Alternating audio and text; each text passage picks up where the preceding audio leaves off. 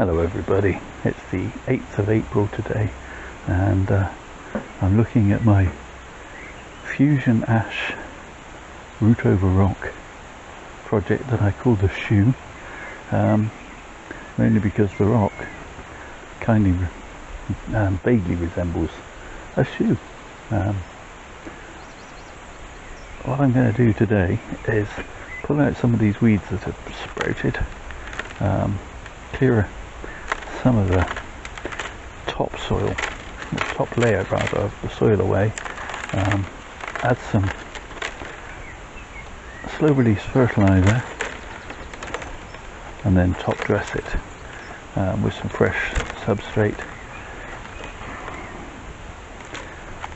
And I'm going to leave it one more year in this pot. I could have repotted it this year. I did actually have a Christmas present bonsai pot that this would have fitted in quite nicely, and I had to kind of decide, was it going to be for this one, or was it going to be for my Indian bean tree? And well, in the end I decided I was going to go with the Indian bean tree and let this one spend another year in this old seed tray, fattening up, thickening up and fusing, and well, it's actually doing quite nicely. These were young seedlings. There's a playlist linked in the end screen and in the description where you can go back and see this as first year seedlings being placed around this rock and gently molded over the top, and so they are now hugging the rock for the most part really quite nicely and convincingly. And that's well, I'll give you a close-up of that in a minute. First of all, what I want to do is get rid of some of all these extra growths that were there to help thicken things up last year, but are in danger now of robbing some of the strength away from this central section, which is what I want to be my tree.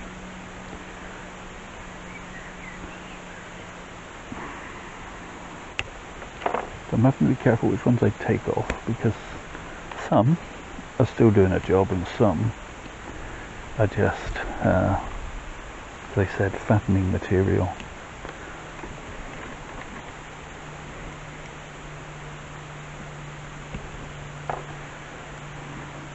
This one, for example, I need to keep because it's linked to this root. You can't see that.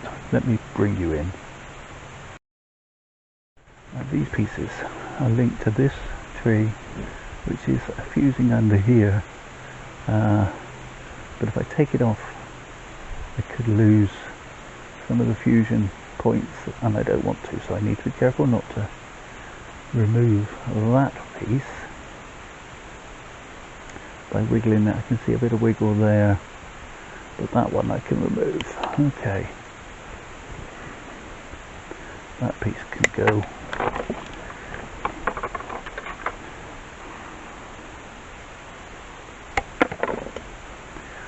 That piece can go. These extra pieces that I added in,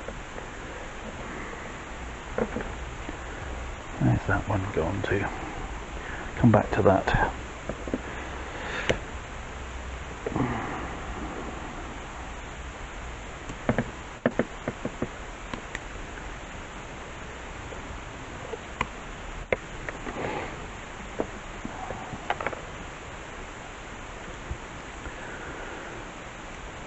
This one also failed to fuse into the main trunk, but is there. I'm hoping I can keep it there, so I'm going to cut that off here, and then those points will fuse together. That's the plan.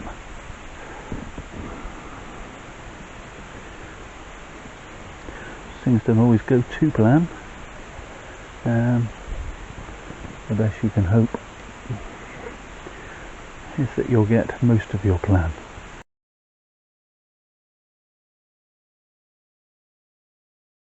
Now these pieces need to lay down flat. It is actually fused into the main trunk here, but I want that to do that, so I'm going to have to figure out a way of doing that. It may be that I can use a bit of vet wrap, possibly.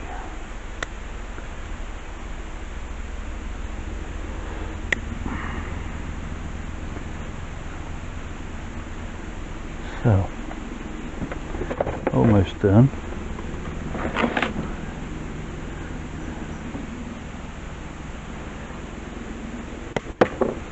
With those pieces. Okay.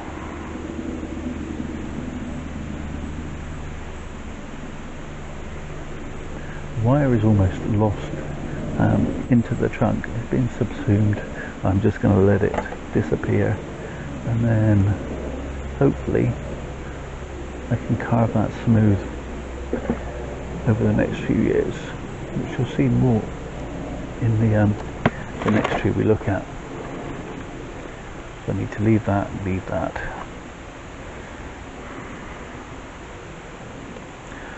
I'm not sure how I'm going to film this and do it at the same time, but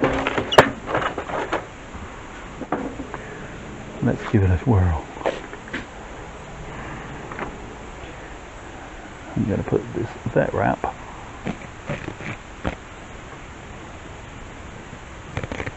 which is basically an elastic bandage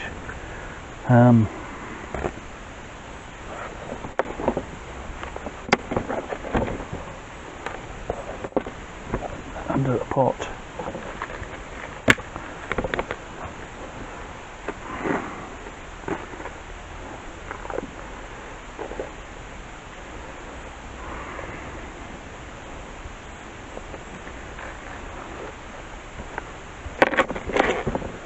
I'm thinking if I take a nice fat piece of that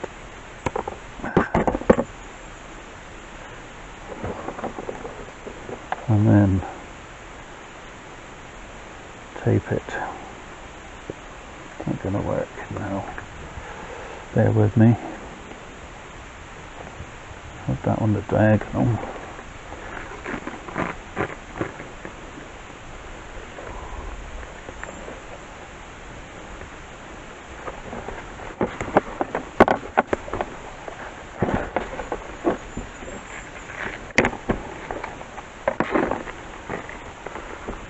I think that'll do it.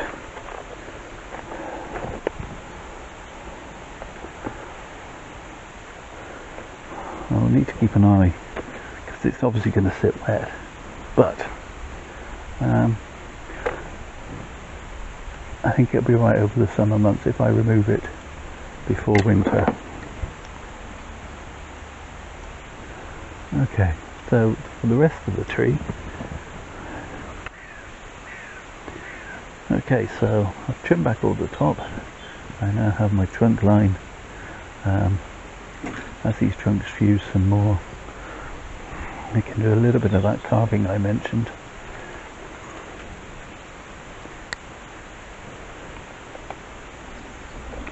Like so.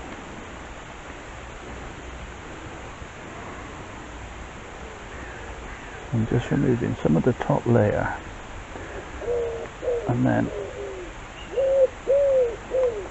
as that heals and scars over that wire, it'll scar over smoothly. I'm not too worried about some of these bumps and bulges.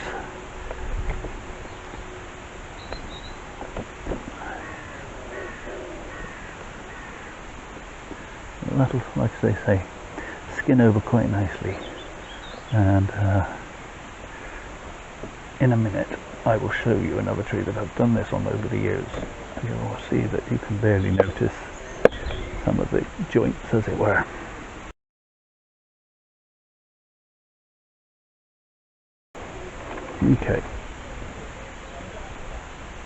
Okay, so I've added release fertilizer and a top dressing, and This will go back on the bench, grow and fuse some more. So here's one I fused 5 years previously to the other one.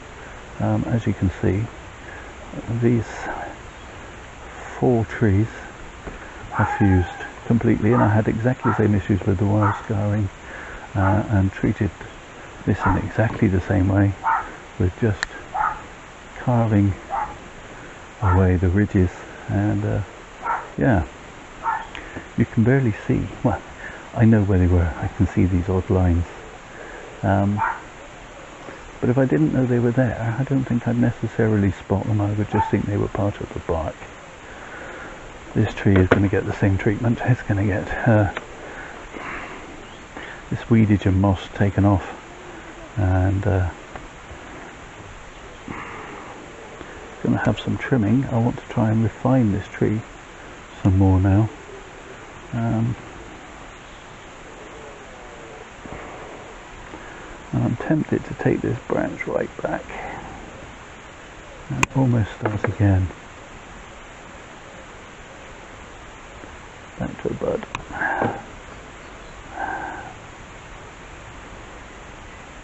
And this one I'm going to take off there. Dead piece. Take off that big piece in favour of that smaller piece. Shorten that. And take the top down.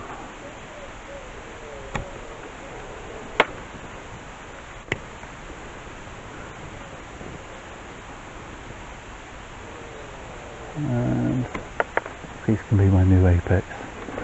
So that was nice and easy. I'll do the rest of the clearing up on that off camera.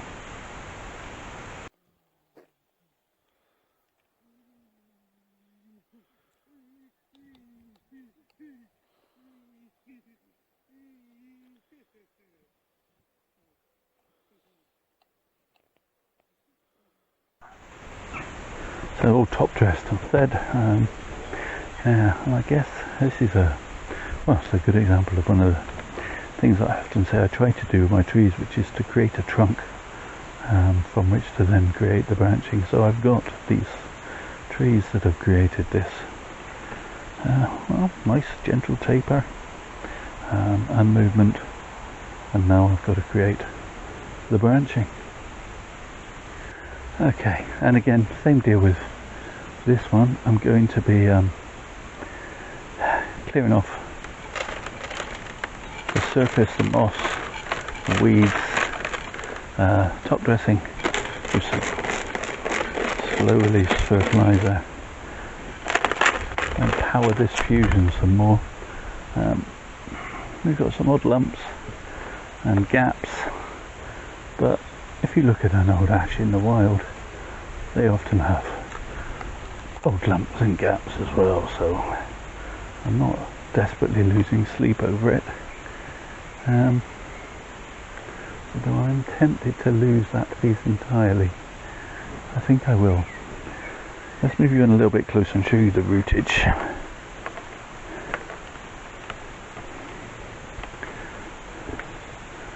So again, this was started, I tried doing some fusion work with some established saplings rather, and getting them to fix over the rock was quite difficult. Hence I used brand new seedlings, and I've been growing them up over these rocks, and they have conformed and comported themselves to the rock much better. This piece hasn't hasn't fused at this point, but it has here. So I think, do I want to leave that? I'll have a bigger cavity. No, I think I'm going to leave it and have I'm going to remove this piece, have this piece shoot out, keeping that alive, and they will fuse. They're fused here. It can't go anywhere. It's got to fuse. And I'll have a hollow an imaginary owl can live in. come off. This can come off. This can come off.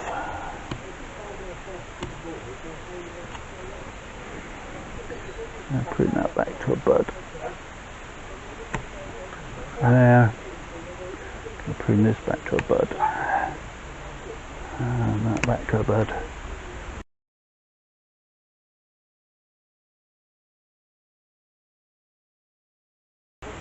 Okay, this piece I'm going to take off, and this piece I'm going to take off, and this piece I'm going to take off,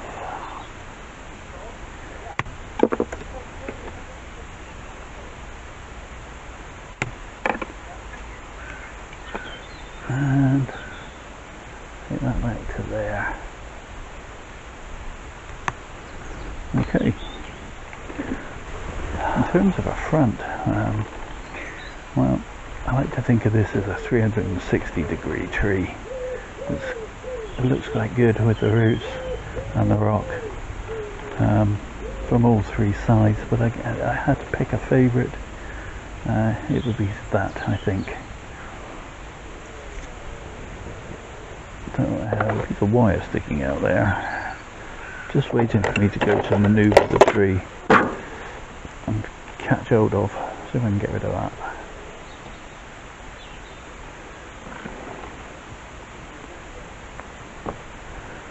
Now.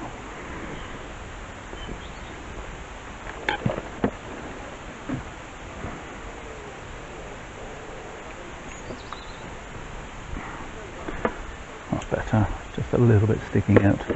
And again, I'm going to do a little bit of carving on these wire marks.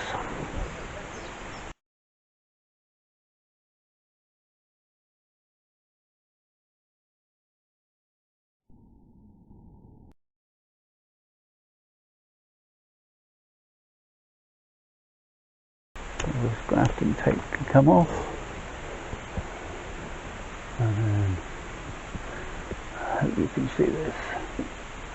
I'm just literally taking off a slither.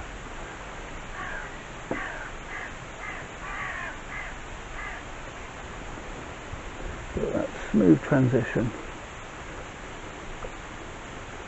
And then, as the tree heals, it will heal smoothly, or more smoothly. And over years to come, you won't be able to see that area where the wire was, barely at all. Okay, this piece,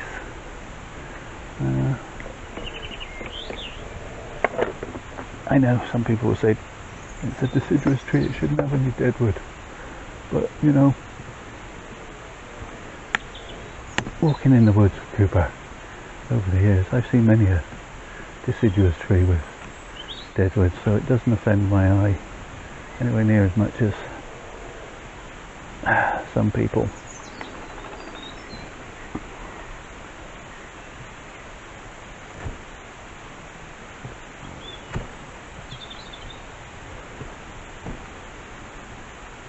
Yeah, so there we have it. They say I'm going to add some slow release fertilizer, top dressing, and it will go back on the bench.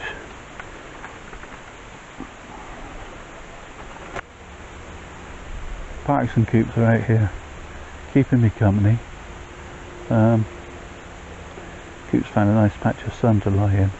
Parker's pestering him to play. So, what? Chase the biscuit. Ready? Ready? Pay attention. One. Ready? It's behind you, Parks. Quick. Where is it? Yay! Find the biscuit. And now what I'm going to do is say thank you so much for watching. Do all the usual YouTube things, so liking, subscribing, comment below. But most of all, please, please, please, stay safe, everybody.